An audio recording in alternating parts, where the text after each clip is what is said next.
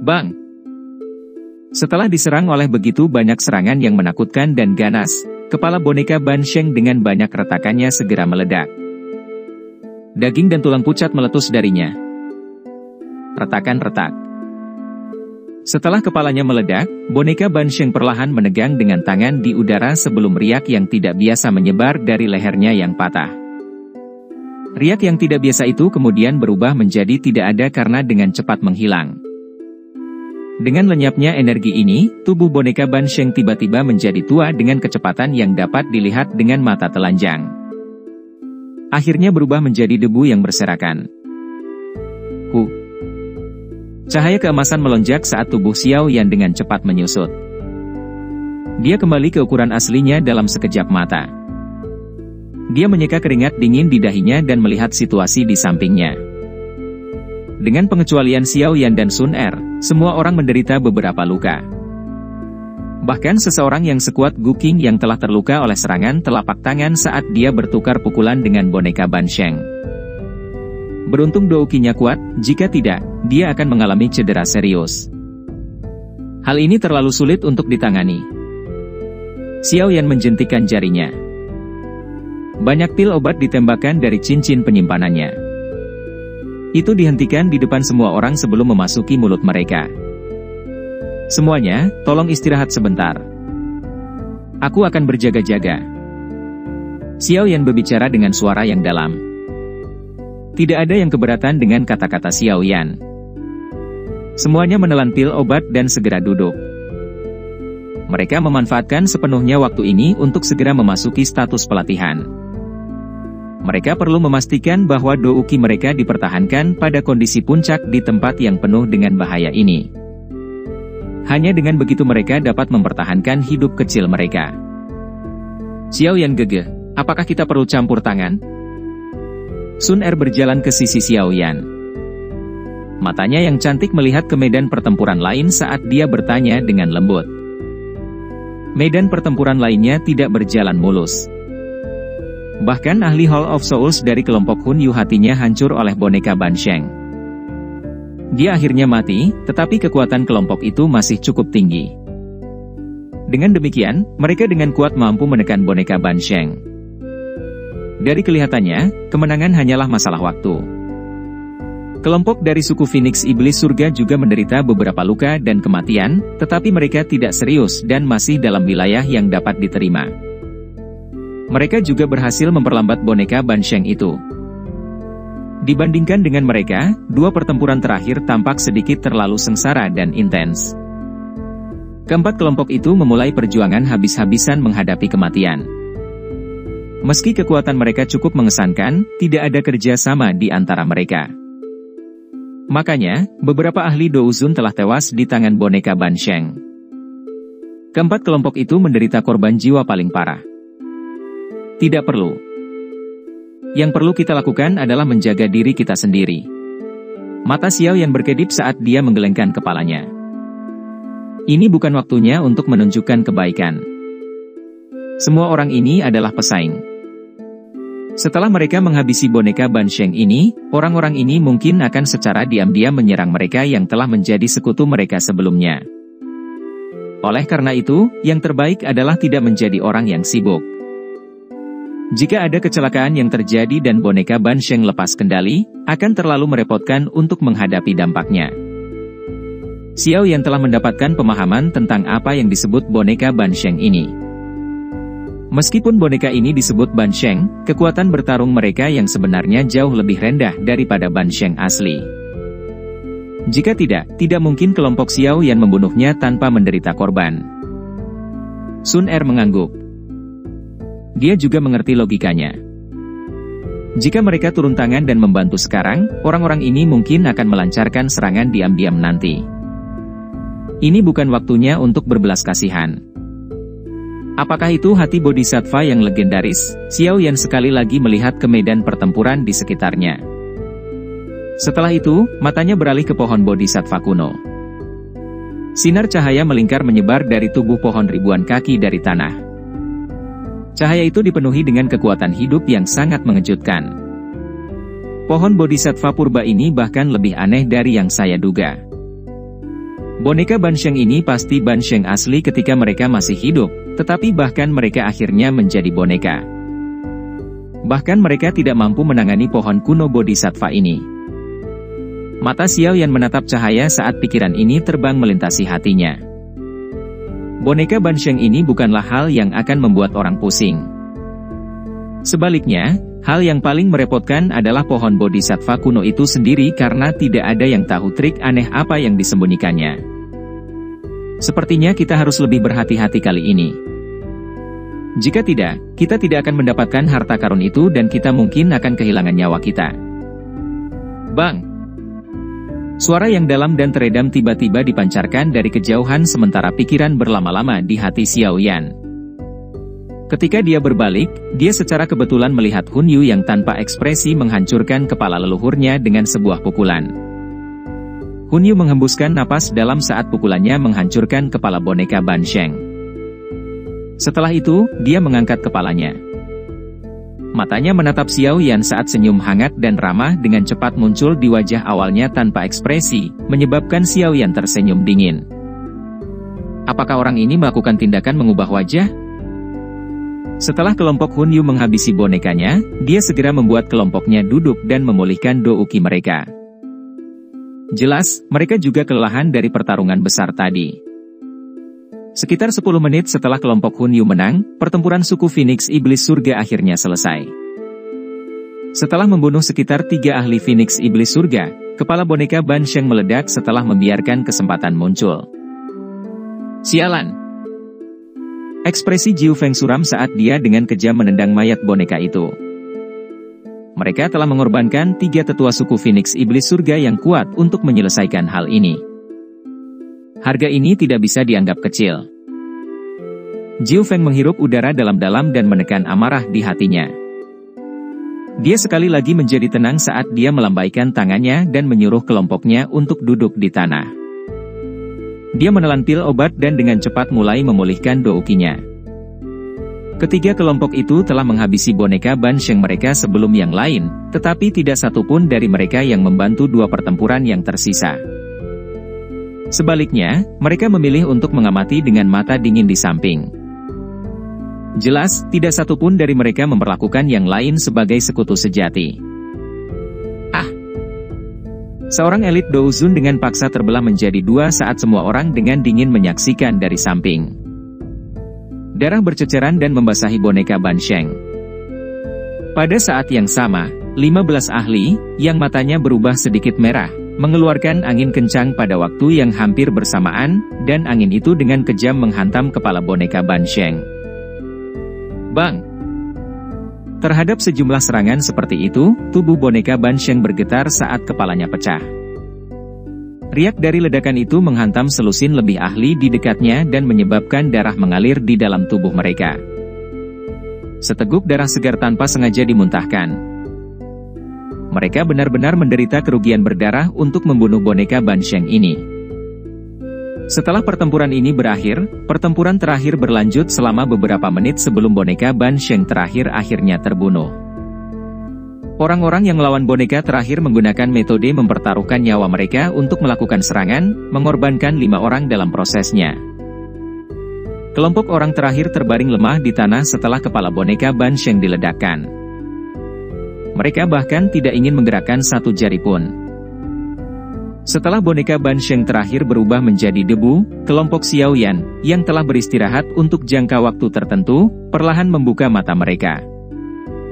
Aura mereka hampir pulih sepenuhnya dengan bantuan pil obat. Mata Xiao Yan beralih ke pohon kuno Bodhisattva setelah melihat bahwa semua orang di kelompoknya telah selesai memulihkan diri.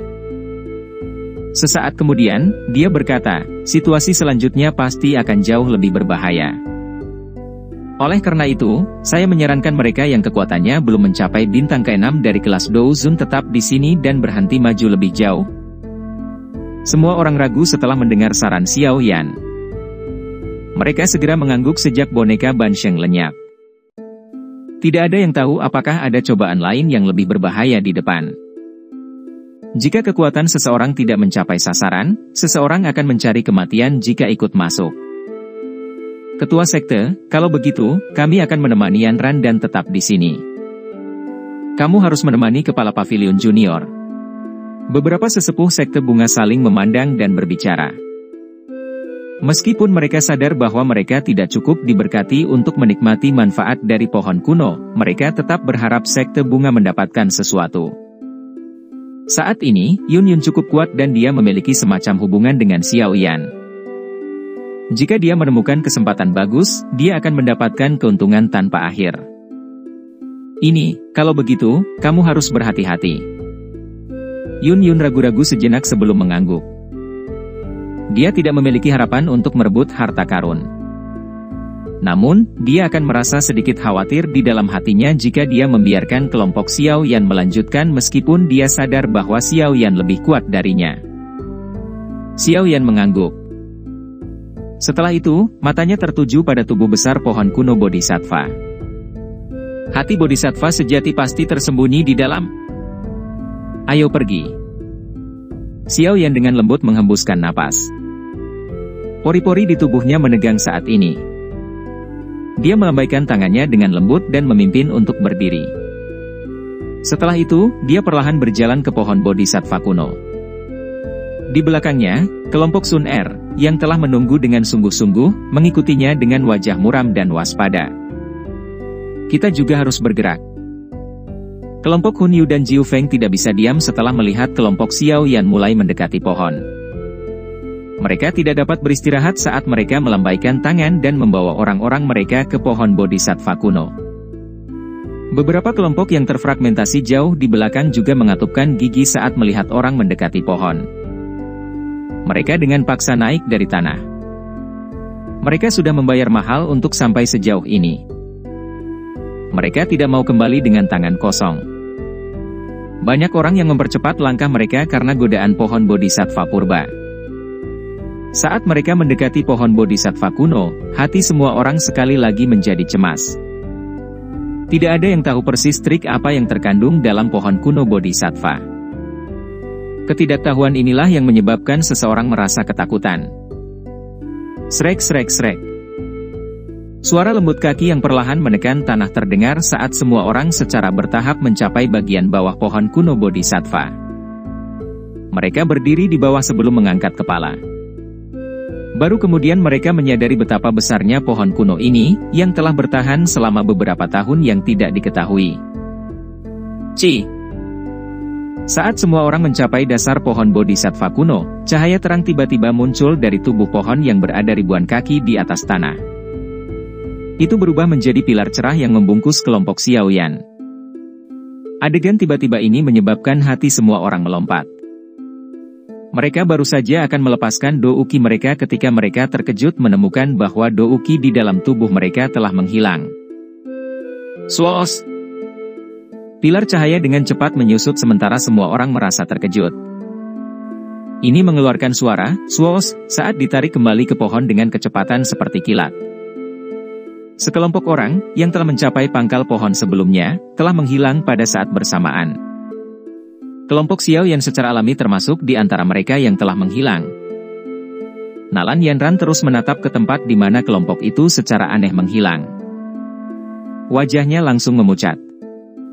Cahaya putih memenuhi penglihatan Xiao Yan saat dia berdiri di dunia cahaya putih.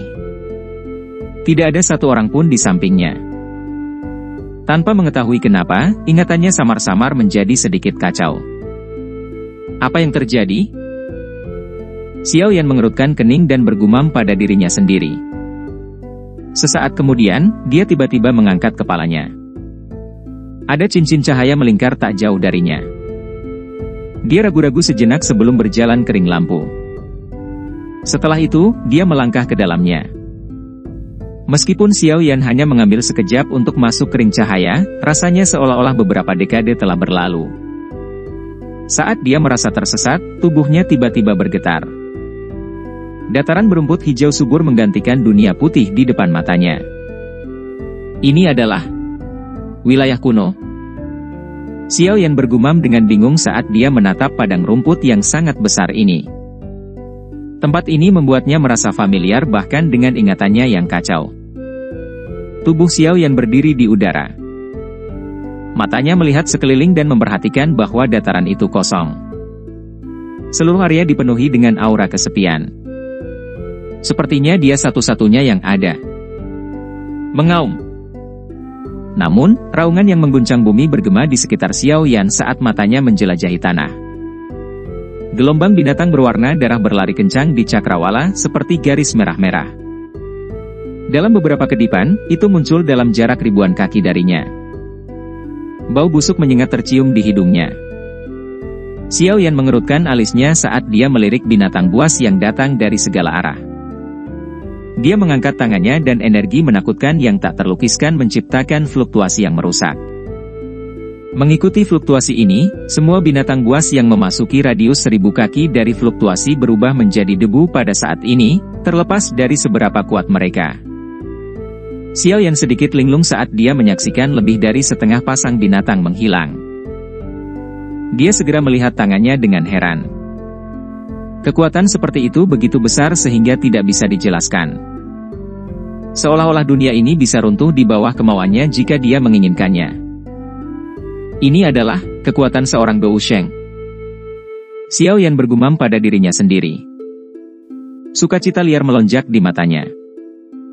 Dia telah mengejar kekuatan seperti itu selama bertahun-tahun.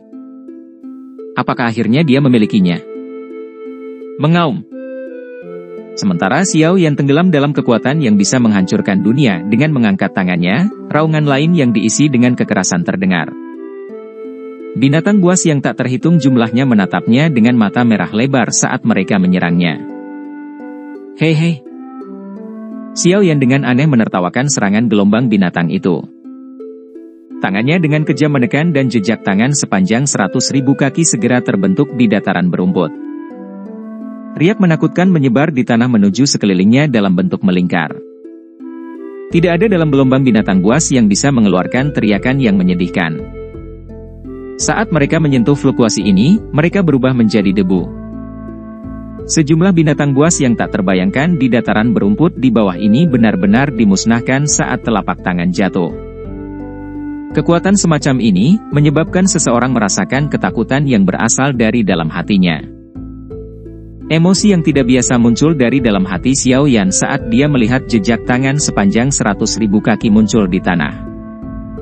Itu menyebabkan dia tanpa sadar menertawakan langit. Tawanya seperti guntur yang bergemuruh di seluruh negeri. Dia akhirnya mendapatkan kekuatan seperti itu. Hall of Souls, Klan Hun, aku berniat untuk menghancurkan kalian semua. Keinginan membunuh yang kuat tiba-tiba muncul di hati Xiao Yan saat tawa nyaringnya bergema. Langit di belakangnya tiba-tiba menjadi terdistorsi dan sekelompok sosok manusia dimuntahkan dengan cara yang menyedihkan. Hunyu. Xiao Yan sedikit terkejut saat dia melihat kelompok yang baru saja muncul di langit. Dia meludahkan nama seorang pria dalam pikirannya. Cahaya merah melintas di matanya saat tangannya dengan kejam meraih kelompok itu. Cepat lari. Ekspresi Hunyu berubah saat melihat Xiao Yan. Dia buru-buru berbalik dan melarikan diri, tetapi tubuhnya baru saja berbalik ketika dia menemukan bahwa ruang di sekitar mereka telah sepenuhnya tertutup. Sebelum Douki di dalam tubuhnya bisa melonjak, ruang itu sendiri sepertinya telah runtuh. Sebuah ledakan terdengar saat ruang di sekitar mereka berubah menjadi lubang hitam, dengan paksa menggiling kelompok Hunyu menjadi daging berdarah. Kekuatan ini cukup bagiku untuk membalas dendam. Xiao Yan secara acak membuang daging berdarah itu ke samping. Senyuman dingin muncul di wajahnya. Dia berbalik, melangkah melalui ruang kosong, dan bergegas keluar dari wilayah hampa ini. Setiap binatang buas yang muncul dalam jarak 10.000 kaki darinya dengan cepat ditekan menjadi bola daging yang berdarah dan buram oleh tekanan yang menyebar ke seluruh langit. Sinar cahaya melintas di langit biru. Banyak ledakan rendah dan dalam terdengar dimanapun cahaya ini lewat. Darah mengalir seperti sungai. Kecepatan sinar cahaya ini sangat cepat. Dalam waktu kurang dari 10 menit, itu telah melintasi wilayah tanah hampa yang luas dan muncul di perbatasannya. Darah mengalir seperti sungai selama perjalanan ini dan warna merah darah di mata Xiao Yan menjadi lebih pekat. Namun, dia tampaknya tidak merasakan perubahan itu. Sebaliknya, senyum di wajahnya menjadi lebih asing. Swos! Sinar cahaya melintas dan muncul di sebuah gunung di tepi wilayah kuno ini. Tubuh Xiao Yan muncul. Saat ini, kedua matanya berwarna merah darah. Keinginan membunuh yang padat menyebabkan ekspresi Xiao Yan menjadi sedikit terdistorsi. Dia melihat ke sebuah kota di kejauhan. Itu adalah kota gurun. Ekspresi kehilangan sekali lagi muncul di wajahnya yang terdistorsi ketika dia melihat kota ini. Dia sepertinya secara samar mendeteksi bahwa ada sesuatu yang salah, tetapi dia bisa mengetahui apa yang salah karena ingatan yang kacau di benaknya. Berdengung. Setelah kehilangan sesaat, Xiao Yan sekali lagi mengangkat kakinya dan berusaha terbang ke kejauhan. Namun, dia baru saja mengangkat kakinya ketika suara dengungan kecil dipancarkan dari cincin penyimpanannya dan udara dingin keluar darinya. Udara ini bergerak di sepanjang lengan Xiao Yan dan memasuki kepalanya. Tubuh Xiao Yan bergetar hebat saat udara sejuk yang jernih ini masuk ke dalam dirinya. Ingatan kacau di benaknya dan beberapa hal ekstra yang tidak diketahui segera menghilang. Kemerahan berdarah di mata Xiao Yan juga mulai menghilang dengan hal-hal ini. Saat sulur terakhir berwarna merah darah menghilang, ekspresi Xiao Yan menjadi suram. Dia perlahan mengangkat kepalanya dan melihat ruang kosong di depannya. Dia berkata, sungguh layak menjadi pohon bodhisattva kuno karena mampu menciptakan ilusi yang begitu nyata. Selain itu, mereka yang berada di dalamnya tidak dapat mendeteksinya. Meskipun kekuatan ini sangat kuat dan merupakan sesuatu yang saya cari sepanjang hidup saya, sayangnya itu hanyalah ilusi. Xiao Yan dengan lembut mengangkat kepalan tangan dan membukanya. Manik-manik hijau giok diam-diam tergeletak di tangannya. Itu adalah benih bodhisattva yang diperoleh Xiao Yan saat itu. Jika bukan karena bantuan benih ini dalam mengusir hal yang tidak jelas itu dalam pikirannya, dia akan terus tenggelam ke dalam ilusi yang seperti kehidupan ini. Dia akhirnya mengerti mengapa boneka Ban Sheng itu ada. Orang-orang itu juga telah tenggelam dalam ilusi yang diciptakan oleh pohon kuno bodhisattva dan akhirnya kehilangan jiwa mereka, berubah menjadi mayat berjalan. Saat Xiao Yan mengungkapkan benih bodhisattva, seluruh langit mulai berubah. Akhirnya, adegan itu mengeluarkan ledakan dan meledak seperti cermin yang hancur. Xiao Yan linglung saat tempat ini hancur berantakan. Penglihatannya kabur. Pada saat dia pulih, dia menemukan bahwa dia berada di ruang yang dipenuhi dengan warna hijau giok. Sebuah pohon kuno setinggi lebih dari 100 kaki berdiri seolah-olah sudah ada sejak zaman kuno. Pohon ini berwarna hijau zamrud, tampak seolah-olah diukir dari zamrud kualitas terbaik. Itu memancarkan kekuatan hidup yang mengejutkan. Pohon ini sama dengan pohon kuno bodhisattva setinggi 10.000 kaki di dunia luar, tetapi tampaknya telah menyusut berkali-kali. Mata Xiao Yan suram saat dia melihat pohon kuno bodhisattva kecil di depannya ini. Ilusi itu, yang telah menjebaknya sebelumnya, pasti diciptakan oleh benda ini. Pohon kuno bodhisattva berwarna hijau zamrud tiba-tiba bergetar saat Xiao Yan mengamatinya. Banyak kelompok cahaya terbang keluar dan berhenti di depan Xiao Yan. Kelompok cahaya ini berubah dan berbagai pemandangan dipancarkan darinya. Mata Xiao Yan menyapu mereka dan ekspresinya dengan cepat berubah. Orang-orang di dalamnya adalah Sun Er, Hun Yu, Jiu Feng, dan lainnya yang telah memasuki pohon kuno bodhisattva bersamanya sebelumnya. Pada saat ini, mereka semua terjebak dalam ilusi mereka sendiri. Apa sebenarnya yang kamu rencanakan? Xiao Yan dengan marah berteriak. Api surgawi dengan cepat melonjak keluar dari tubuhnya. Pohon bodhisattva kuno ini terlalu kaku. Ilusi yang seperti kehidupan itu tidak dapat dibedakan antara yang asli atau yang palsu. Dari penampilan boneka Ban Sheng sebelumnya, kelompok Xiao Yan jelas bukan yang pertama mengalami nasib ini. Pohon kuno bodhisattva bergetar sekali lagi saat mendengar teriakan marah Xiao Yan. Sebuah gugus cahaya muncul. Ada pohon kuno bodhisattva setinggi 100.000 kaki di dalam gugus cahaya, tetapi mata Xiao Yan tidak fokus pada pohon kuno itu. Sebaliknya, mereka memusatkan perhatian pada tempat di depan pohon tempat manusia berpakaian hitam berdiri di udara. Aura yang tampaknya berkuasa menyebar dari tubuh orang ini.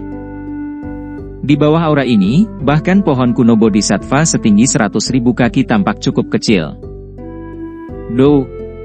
Doudi. Mata Xiao Yan mengandung keterkejutan yang kuat. Dia menatap tajam ke punggung berpakaian hitam. Meski hanya sebuah gambar, auranya masih menyebabkan jiwa Xiao Yan bergetar. Perasaan seperti ini, siapa lagi yang bisa memilikinya selain elit Doudi, yang hanya ada dalam legenda kuno?